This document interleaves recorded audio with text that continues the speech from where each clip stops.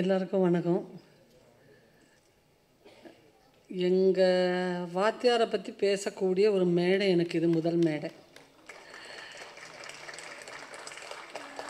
வடிவுக்கரசி அம்மா சொன்ன மாதிரி ஊர்வசி இந்த அளவுக்கு ஆகுமா அப்படின்னு அவங்களும் எல்லாருமே ரொம்ப வியப்பாக நினச்சாங்க அப்படின்னு. எனக்கே இன்னும் வியப்பாக தான் இருக்குது. அப்புறம் எப்படி இருக்கும். நான் தற்செயலாக தான் சினிமாவுக்கு வந்தேன். முந்தானே முடிச்சில் நான் நடிக்க வேண்டிய கதாபாத்திரமே கிடையாது. என்னுடைய அக்காவை ஃபிக்ஸ் பண்ணியிருந்த ரோலில் சார் நான் நடிக்கணும்னு விரும்பி நான் நடிகையானேன். எனக்கு முதல்ல அவர்கிட்டேருந்து கிடச்ச பாராட்டு முந்திரி கொட்டை மாதிரி தொண்ணு பேசிகிட்டு இருக்காத போய் மூலையில் போய் உட்காரு, அதுதான் முதல் பாராட்டு. ஏன்னா எங்கள் அக்காவுக்கு அவர் டைலாக் சொல்லி கொடுத்துட்டு இருந்தார். நான் கூட போனேன். எனக்கு 9th எக்ஸாம் டைம். இப்போ எனக்கு தமிழ் கொஞ்சம் நல்லா தெரியும், அக்காவுக்கு மலையாள வாடை அதிகமாக வரும். அதனால் நான் தமிழ் படித்து சொல்கிறேன்னு கொஞ்சம் ஓவர் ஸ்மார்ட்டாக கூட போனேன். அவங்களுக்கு சார் சொல்லிக் கொடுக்குறதெல்லாம் நான் கூட பேசிகிட்டு இருக்கும்போது சார் நான் நோட் பண்ணிகிட்டே இருந்தார். இப்போ என் மனசில் என்னென்னா, அதுக்கு முன்னாடி நான் சாரை பார்த்த படம் குமரி பெண்ணின் உள்ளத்திலே ராதிகா அம்மா ரோட்டில் அப்படி நடந்து போயிட்டு இருக்கும்போது அவங்கள கூப்பிட்டு பழைய ஞாபகங்கள்லாம் வர்றதுக்காக சார் கூட்டிகிட்டு போயிட்டு, அம்மணி இங்கே ஒரு பூக்கடை இருந்துச்சு அம்மணி அப்படின்னு ஒருத்தர் நடந்து வருவார். பையா இங்கே சாக்கடை தாயா இருந்துச்சுன்னொன்னே சாருடைய ஒரு க்ளோஸ் அப் பாவமாக இருக்கும். அப்போ எனக்கு ரொம்ப யாரையுமே திட்டாத ஒரு பாவமான ஒரு சாது அப்படிங்கிற ஒரு இமேஜ் இருந்துச்சு. அந்த ஓவர் கான்ஃபிடென்ஸில் நான் ரொம்ப பேசுகிறேன். உடனே சார் இந்த வேறு எதுக்கு நீ முந்திரி கொட்டை மாதிரி பேசிகிட்டே இருக்கிற, அங்கே போய் உட்கார். எனக்கு ரொம்ப பயம். படத்தில் பயங்கர ஏமாத்துறாரு இவர், பாவமாக நடிக்கிறாரு, நிஜமாக ராட்சசம் போல் இருக்குது அப்படின்னு வீட்டுக்கு எங்கள் அம்மாட்ட வேண்டவே வேண்டாமா இவர் படம் நிறைய திட்டுவார் போல இருக்குன்னுலாம் சொல்லிட்டேன். ஆனாலும் எதிர்பாராமல் ஒரு மாதத்துக்கு அப்புறம் அவர் சொன்னார், கலாரஞ்சனி கூட அந்த கூட வந்துச்சு அந்த பொண்ணு அந்த நடிக்க வரட்டும் அப்படின்னு. நான் அன்றைக்கே முடிவு பண்ணிட்டேன், நான் பழி வாங்கிறதுக்கு தான் கூப்பிட்றாரு, லொக்கேஷனில் போய் திட்டு வாங்க போகிறேன். ஷூட்டிங் ஆரம்பித்த அன்றைக்கி ஃபஸ்ட்டு ஆரம்பிச்சதுக்கு முன்னாடி ஒரு விஷயத்த சொல்லி ஆகணும். ஏன்னா எனக்கு இது சொல்ல வேண்டிய ஒரு மேடை. இது கதை சொல்கிறதுக்காக எல்லோரும் போய் இறங்கியிருக்கோம் கோபிச்செட்டிப்பாளையத்தில். கதை சொல்கிறதுக்காக ஒரு சாயங்காலம் 6 மணி ஆனால் சார் எல்லோரையும் கூப்பிட்டார்.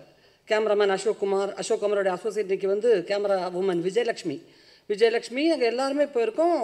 நானும் போனேன். கூடவே என் கூட வந்திருக்கிற ஆயா அவங்களையும் கதை கேட்குறதுக்காக கூட்டு போய் உட்கார வச்சுட்டேன். எல்லோரும் உட்காந்துருக்கோம். சார் கட்டில் உட்காந்துருக்கிறாரு, நாங்கள்லாம் தரையில் உட்காந்துருக்கோம். சார் கதை ஆரம்பித்தார். அந்த ஸ்க்ரீன் பிளே இப்போலாம் நம்ம நிறைய கேள்விப்படுறோம். அங்கே இருந்து அந்த கிரெயின்லேருந்து வந்தோடனே டன்னு வித் மியூசிக்கெல்லாம் ரீரெக்கார்டிங்கோடு நம்ம கதை கேட்டு இப்போ பழகிட்டோம். சார் ரொம்ப யதார்த்தமாக கதை ஆரம்பித்து, பரிமளா ஐயர்பிள்ளை வயசுக்கு வந்துட்டா அப்படிங்கிற தவக்கலை டைலாக் சொன்னோன்னே எல்லாம் விழுந்து சிரிக்கிறாங்க. எனக்கு என்னடானா இப்போ ஸ்கூலுக்கு போகிறது 7 மணி ஒலி முடிஞ்சோடனே தூங்கிடுவேன். மணி 7:30 ஆகிப்போச்சு, என் தூங்குகிற டைம் வந்துருச்சு. நான் அப்படி தூங்கி விடுறேன், இப்படி விடுறேன். எனக்கு இந்த காமெடியெல்லாம் தெரியவே இல்லை. கொஞ்சம் நேரம் நோட் பண்ணிட்டு சார் சொன்னார், ஏன் இந்த பொண்ணு தூங்கி வழியுதா அப்படின்னு கேட்டார். ஆமாம் சார், எனக்கு 7 மணி ஆனால் தூக்கம் வந்துடும்.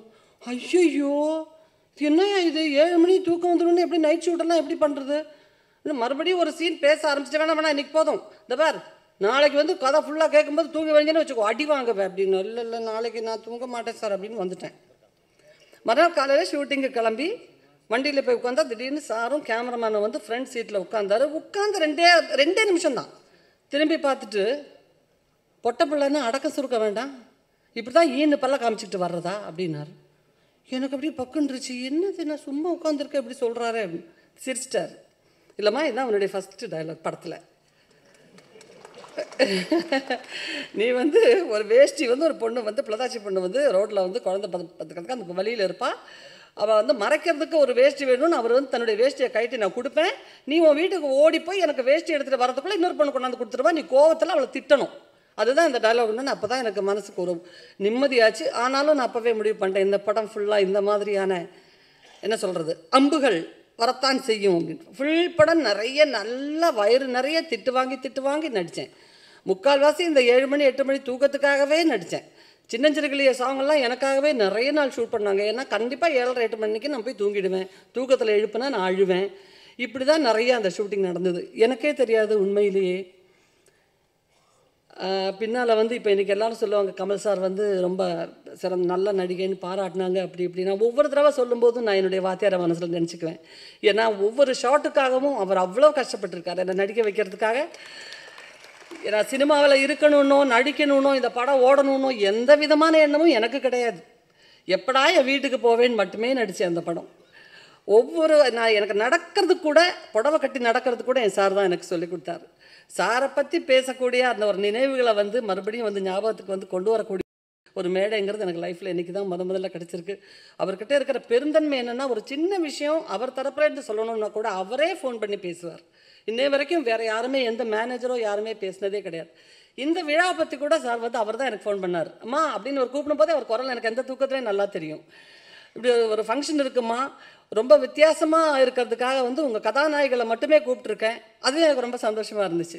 ஏன்னா எங்கள் ஒரு டீமில் வந்து எல்லாரையுமே ஒன்றா பார்க்கக்கூடிய ஒரு வாய்ப்பு எனக்கு ரொம்ப நாளைக்கு அப்புறம் இப்போ தான் கிடச்சிருக்கு. சமீபத்தில் சார் கூட ஒரு ப்ரோக்ராம் பண்ணுறதுக்கான வாய்ப்பு கிடச்சிச்சு. எந்த ஸ்கிரிப்ட் ரைட்டராக இருந்தாலும் நம்ம வந்து இப்போ அரசியல் தரப்பு, அரசியல் விஷயம் ஒரு இன்ட்ரெஸ்ட்டோடு எழுதக்கூடிய ரைட்டர்ஸ் இருக்காங்க, சயின்ஸ் ஃபிக்ஷன் எழுதக்கூடியவங்க இருக்காங்க, ஆக்ஷன் ஃபிலிம்ஸ், காமெடி ஃபிலிம்ஸ் எல்லாம் நிறைய பேர் இருக்காங்க. பட் ஃபேமிலி வித் காமெடிங்கிற யதார்த்தமான காமெடி எழுதக்கூடிய ஒரே ரைட்டர் அப்படிங்கிறது 100% சொல்லணும்னா அது எங்கள் வாத்தியார் தான். அதில் எந்த கரையும் கிடையாது. மற்றது எல்லாமே மாறும். அரசியலுடைய அந்த இதெல்லாம் மாறும். இப்போ நம்ம 40 வருஷத்துக்கு முன்னாடி உள்ள 20 வருஷத்துக்கு முன்னாடி அரசியல் கிடையாது. இன்றைக்கி சயின்ஸ் ஃபிக்ஷன் மாறி போச்சு. அப்டேட் பண்ணிக்கிட்டே இருக்கணும். ஆனால் குடும்பம், கணவன், மனைவி, தாய், தந்தை, சகோதரர்களுக்கு அந்த ஒரு உறவை என்றைக்குமே மாறவே மாறாது. ஸோ சாருடைய அந்த ஸ்டைல் அப்படிங்கிறது என்றைக்குமே மாறாது. புதுசாக வரக்கூடிய எந்த ரைட்டர்ஸ் ஆகட்டும், ஸ்க்ரீன் பிளே நல்லா எழுதணுங்கிறவங்க எல்லாம் பாக்யராஜ் சார் மாதிரி ஒரு ஸ்கிரிப்ட் எழுதணும் அப்படிம்பார். உதாரணத்துக்கு அந்த நாட்கள் கிளைமேக்ஸ் சொல்லுவாங்க, மௌனகீதங்களுடைய அந்த ஒரு சூஷ்மமான சில விஷயங்கள் சொல்லுவாங்க. எதுவாக இருந்தாலும் சாருக்கு வந்து எழுத்து, நடிகங்கிறத விட அந்த எழுத்துங்கிறது அவர் கையில் இருக்கிற வரைக்கும் யாருமே வந்து அவருடைய இடத்த பிடிக்கவே முடியாது. என்றைக்கும் எங்கள் வாத்தியார் வந்து தீர்காயுசோட இப்படி ஒரு ஒரு என்ன சொல்கிறது, வெற்றி இயக்குனராக, ஒரு வெற்றி நடிகராக இப்படி ஒரு மேடையில் வந்து பெருமையாக இருக்கிறது தான் எங்கள் எல்லாருக்குமே பெருமை. துணை முதல்வன் படத்தில் என்னுடைய அருமை நண்பர் ஜெயராம் வேறு நடிச்சிருக்கார். ஜெயராம் பற்றி சொல்லவே வேண்டாம். எனக்கு கூட நடித்த நடிகர்களில் வந்து எனக்கு நல்ல நண்பர்கள் அப்படி எல்லாருமே நல்ல ஃப்ரெண்ட்ஸ் தான். இருந்தாலும் எப்போவுமே ஒரு நல்ல மனசில் நல்ல நட்பை நினைக்கக்கூடிய ஒரு நண்பர் ஜெயராம். அவர் கூட தான் அதிகமான படங்களில் நான் கதாநாயகியாக நடிச்சிருக்கேன். ஸோ பால் நழுவி படத்தில் விழுந்த மாதிரி பாக்யராஜ் சார் கூட ஜெயராமன் நடித்ததுன்னு போது நிச்சயமாக அந்த படத்துக்கு ஒரு எதிர்பார்ப்பு இருக்கும். இன்றைக்கி நான் போஸ்டர்ஸ் பார்த்துட்டு வந்தேன். அதை பார்க்கும்போதே வந்து என்னமோ இருக்குது, பார்க்கணும் அப்படிங்கிற ஒரு ஆர்வம் வந்துச்சு. கண்டிப்பாக விவேகானந்தன் அவர்களுக்கு என்னுடைய மனமார்ந்த வாழ்த்துக்கள். இந்த படம் உங்களுக்கு வந்து ரொம்ப ஒரு அதிர்ஷ்டம். ஏன்னா இப்படி ஒரு காம்பினேஷனில் படம் பண்ணுற வாய்ப்பு கிடச்சிச்சு. இந்த படம் சூப்பர் ஹிட் ஆகணும். மறுபடியும் சார் காம்பினேஷனில் வித்தியாசமான காமெடி, வித்தியாசமான ஸ்கிரிப்ட் அதெல்லாம் வரணும். அதெல்லாம் எங்களுடைய ஆசைகள். அவர் கூட நடிக்கிறோமோ இல்லையோ, அவர் எப்போவுமே வந்து ஒரு நல்ல பொசிஷனில் இருக்கணும்னு நாங்கள் ஆசைப்படுறோம். சார் எங்களுக்கு மனமார்ந்த வாழ்த்துக்கள் சார். ஸோ அதே மாதிரி எங்கள் ஃப்ரெண்ட்ஸ் இங்கே வந்து இந்த டீமில் சேர்ந்த ஃப்ரெண்ட்ஸ் எல்லாருக்கும் என்னுடைய பர்சனலி அவருடைய ஸ்டூடெண்ட்டுக்கான முறையில் என்னோட தேங்க்ஸ் சொல்லிக்கிறேன். All the very best. Thank you. எல்லோருக்கும் வணக்கம். ரொம்ப சந்தோஷமாக இருக்குது இன்றைக்கி உங்கள் எல்லாரையும் பார்க்குறதுக்கு. அதுவும் கோபிநாத் சாரை பார்க்குறதுக்கு ரொம்ப சந்தோஷமாக இருக்குது. வடிவுக்கரசி நீங்கள் சொன்ன மாதிரி முதலாளின்னு நம்ம கூப்பிட்டது கேஆர்ஜி சார் ஒருத்தர் தான். முதல்ல நான் சம்பளம் வாங்கினது முதலாளிகிட்ட இருந்து தான், கேஆர்ஜி சார்கிட்ட இருந்து தான். கேமரா அசிஸ்டண்ட்டாக இருந்தப்போ ஒரு சாக்லேட்டும் 5000 ரூபாவும் கொண்டு வந்து கொடுத்தாரு. அதுதான் என்னுடைய முதல் சம்பாதனை. இப்போ நான் வாழ்க்கையில் எவ்வளோ லட்சம் கோடி சம்பாதிச்சாலும் அவரை நினைக்காமல் இருக்கவே முடியாது. அது மட்டும் இல்லை, இன்னொரு விஷயம் உங்களுக்கும் பாக்யராஜ் சாருக்கும் ஞாபகம் இருக்கா என்னன்னு தெரியல. நான் அப்போது ஃபஸ்ட் இயர் ஃபிலிம் இன்ஸ்டியூட்டில் படிச்சுட்டு இருந்தேன். திடீர்னு சாயங்காலம் கங்கை அமர் தான் உங்கள் படத்துக்கு மியூசிக். திடீர்னு வந்து என்னை எழுப்பி காரில் ஏறு அப்படின்னு சொல்லி கூட்டிகிட்டு வந்தார். என்ன ஏது ஒன்றுமே சொல்லலை. இங்கே வா, நீ ஒரு 3 மணி நேரத்துக்கு என் கூட தான் இருக்கணும்னு சொல்லி கூட்டிகிட்டு வந்து ஏவிஎம்மில் தியேட்டரில் ஒரு படம் பார்க்கணும் அப்படின்னு சொல்லி சுவரில்லா சித்திரங்களை படத்தை போட்டு காமிச்சாங்க. அப்போ டைரக்டரும் நீங்களும் அமர் சாரும் நானும் தான் பார்த்தோம். ஸோ நீங்கள் எல்லாருமே வந்து என்கிட்ட கேட்டுட்டு இருந்தீங்க. எனக்கு ஒன்றுமே புரியல. ஏன்னா நான் ஒரு சின்ன பொண்ணு, ஒரு படத்தை கணிக்கிற அளவுக்கு எனக்கு ஒன்றுமே தெரியல. நல்லா இருந்தது, ரொம்ப பியூட்டிஃபுல்லாக இருந்தது. ஆனால் கடைசியில் எல்லோரும் செத்து போயிட்டாங்க. அதனால் ரொம்ப வருத்தமாக இருந்தது. அதனால் என்கிட்ட வந்து கருத்து கேட்டப்போ எனக்கு ஒன்றுமே புரியல. ஆனாலும் அது எவ்வளோ அதிர்ஷ்டமான ஒரு விஷயம் அப்படிங்கிறத நான் இப்போ தான் உணர்கிறேன். இந்த மாதிரி ஒரு பிரமாதமான படத்தை முதல்ல பார்க்குற இன்னொரு அதிர்ஷ்டம் எனக்கு கிடச்சிது. அப்புறம் பூர்ணிமாக்கும் பாக்யராஜ் சாருக்கும் கல்யாணம் சீக்கிரமாக நடக்கிறதுக்கு நான் தான் காரணம். டார்லிங் படத்தை வந்து ஃபஸ்ட்டு நான் 2-3 தடவை டைரக்டர் சார் ஆஃபீஸில் போய் உட்காந்து ஃபுல் கதையெல்லாம் கேட்டுட்டேன். ஆனால் எங்களுக்கு ஒரு வில்லன் இருந்தார், டிஎல்வி பிரசாத்னு. பாக்யராஜ் சார் ஆஃபீஸ் இங்கே இருக்கும், டிஎல்வி பிரசாதோட ஆஃபீஸ் இந்த நெக்ஸ்ட் ஸ்ட்ரீட்டில் இருக்கும், டி நகரில். இங்கே போய் கதை கேட்டு வந்து அவர்கிட்ட போய் கெஞ்சுவேன். அவர் முடியாது அப்படிம்பார். திரும்பி இவர்கிட்ட போய் சொல்லுவேன். அப்புறம் அவர்கிட்ட கெஞ்சினேன். இப்படி போய் கடைசியில் வேண்டாம், இந்த படம் என்னால் பண்ண முடியாது அப்படின்னு நினச்சேன்.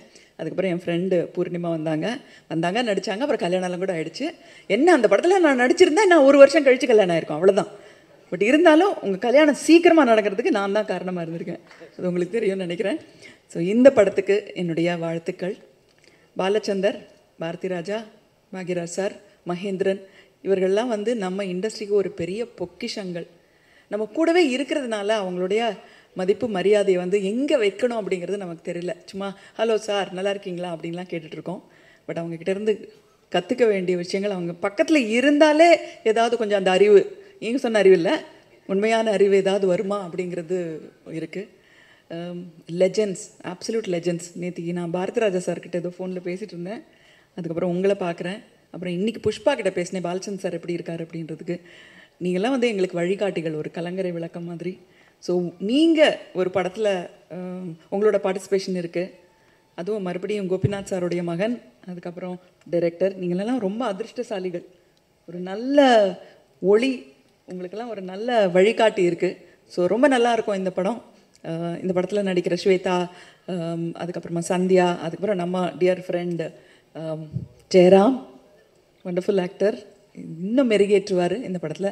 ஸோ எல்லோரும் சேர்ந்து இருக்கிற இந்த படம் வந்து ரொம்ப பியூட்டிஃபுல்லாக வரணும், ரொம்ப சக்ஸஸ்ஃபுல்லாக வரணும். இது மாதிரி தாட்ஃபுல்லாக எங்களெல்லாம் கூப்பிட்டதுக்கும் நன்றி. Thank you so much. வணக்கம். திரு பார்த்திபன் அவர்கள் அழகாக கவிதையில் பேசிகிட்டு இருந்தார். எங்களுக்கு தெரியும் கவிதைக்கு பொய் அழகுன்னு. நீங்கள் எவ்வளோ பொய் பேசுவீங்கன்னு காலையிலேருந்து பார்த்துட்ருக்கேன். வெள்ளிக்கிழமை அதுவுமா அவரே சொல்கிறாரு. என்னை பொறுத்த வரைக்கும் நான் இந்த மாதிரி ஆடியோ ஃபங்க்ஷன் அதுக்கெல்லாம் நான் ஜாஸ்தி வர்றதில்லை. எனக்கு இந்த ராதிகா எனக்கெல்லாம் கொஞ்சம் எதையாவது சொல்லிட்டு போயிடுவோம். வாய் கொஞ்சம் சின்னது, அதனால் கொஞ்சம் பயம். பாக்யராஜ் சார் வந்து எத்தனையோ படங்கள், 35 படங்கள் இயக்கியிருக்காரு. ஒரு படத்தில் கூட நான் அவர் கண்ணுக்கு தெரிஞ்சதே கிடையாது.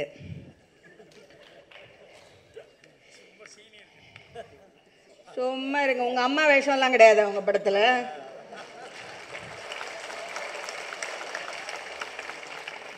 இன்றைக்கி மேடையில் இருக்கிறவங்க வந்து பாதிக்கு மேலே இருக்கிறவங்க அவர் படங்களில் நடித்தவங்களா இருப்பாங்க, இல்லை எல்லாருமே நடித்தவங்களா கூட இருப்பாங்க.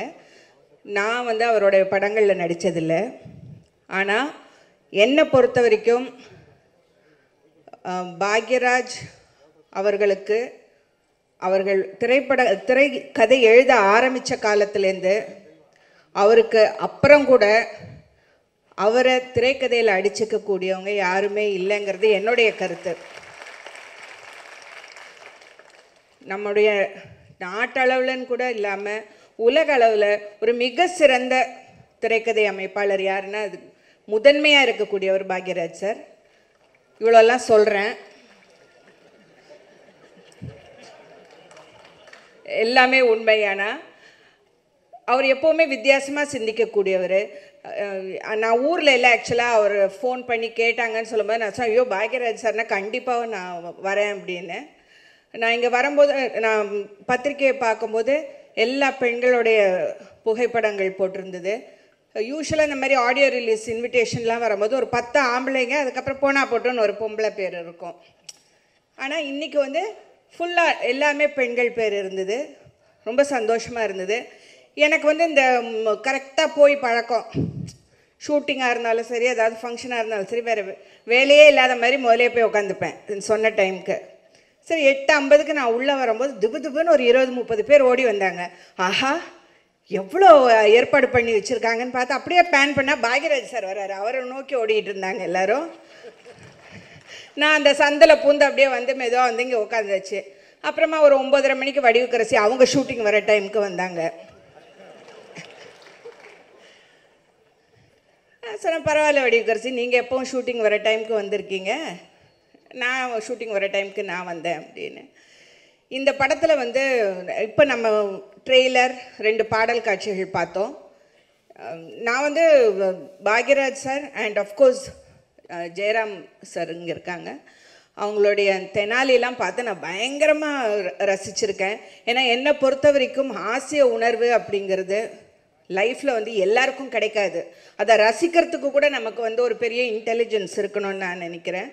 நம்ம அழ வச்சிடலாம், ஒருத்தரை கிளிசரின் போட்டு அழ வைக்கலாம். ஆனால் சிரிக்க வைக்கிறதுங்கிறது வந்து ரொம்ப ரொம்ப அதுக்கு பெரிய அறிவு இருக்கணும். அதனால் என்னை பொறுத்த வரைக்கும் ஒரு சென்டிமெண்ட்டோடு அந்த சிரிக்க வைக்கிறதுல வந்து பாக்யராஜ் சார் அடிச்சுக்கிறதுக்கு ஆளே கிடையாது. அதே மாதிரி Jayaram sir too good in humorous subjects. இந்த படம் வந்து டெஃபினட்டாக நம்ம எல்லாருக்கும் வந்து ஒரு பெரிய என்டர்டெய்னராக இருக்கும்னு நான் நினைக்கிறேன். அண்ட் இந்த டைரக்டரை பற்றி நான் சொல்லணும். எப்போவும் வந்து நம்ம வண்டி ஓட்டுறோன்னு வைங்க, பக்கத்தில் நல்லா வண்டி ஓட்ட தெரிஞ்சவங்கள வச்சுட்டு ஓட்டுறது கஷ்டம். லெஃப்டில் போ, ரைட்டில் போ, குழி வருது, பள்ளம் வருதுன்னு ரொம்ப டென்ஷன் பண்ணிகிட்டு இருப்பாங்க. கூட வந்து பாக்யராஜ் சாரை வச்சுக்கிட்டு அவர் டைரக்ட் பண்ணுறது வந்து பெரிய விஷயம். ஏன்னா டெஃபினெட்லி வந்து இல்லை, நல்ல வேலை தெரிஞ்சவங்கள பக்கத்தில் வச்சுட்டு நம்ம இஷ்டத்துக்கு செய்யறதுக்கும் பயமாக இருக்கும். ஒரு கான்ஃபிடென்ஸ் வேணும். அந்த கான்ஃபிடென்ஸோடு நீங்கள் கண்டிப்பாக செஞ்சுருப்பீங்கன்னு நான் நம்புகிறேன். ஏன்னா நிறைய விஷயங்கள் நீங்கள் அவர்கிட்டேருந்து கற்றுக்கிட்டு இருக்கலாம். இது ஒரு பெரிய ஆப்பர்ச்சுனிட்டி. இந்த என்டையர் டீமுக்கு என்னுடைய வாழ்த்துக்களை தெரிவிச்சுக்கிறேன். அவர் இந்த படம் பற்றி மட்டும் இல்லாமல் வேறு விஷயமும் பேசலான்னு சொன்னார். இந்த தூய்மை இந்தியா அப்படிங்கிற விஷயத்தில் எனக்கு நிறைய ஒரு முரண்பாடு இல்லை. அதாவது க்ளீன் பண்ணுறதுக்கு ஏதாவது ஒன்று வேணும் அப்படின்னு நினைக்கலாம், க்ளீன் பண்ணுறதுக்கு ஒன்றுக்கு வேணும்னு நினைக்கக்கூடாது. தயவு பண்ணி நான் எல்லாரையும் கேட்டுக்கிறது என்னன்னா, பெண்களால் அடக்கிட்டு வீடு வரைக்கும் போக முடியும் அப்படிங்கும்போது தயவுசெய்து இது ஒரு பொறுப்பாக ஏற்றுக்கிட்டு ஆண்களும் வீட்டுக்கு தான் போகணும்னு கேட்டுக்கிறேன். கடன் வாங்கி கல்யாணம் செய்யும் நாம் கடன் வாங்கி கழிவறையும் வீட்டில் கட்டலாம். தயவு செஞ்சு இதுக்கு வந்து நிறைய பொதுநலம் உள்ள ஒரு பார்த்திபன் சார் இதுக்கான முயற்சி எடுப்பார்னு கேட்டுக்கிறேன். நன்றி.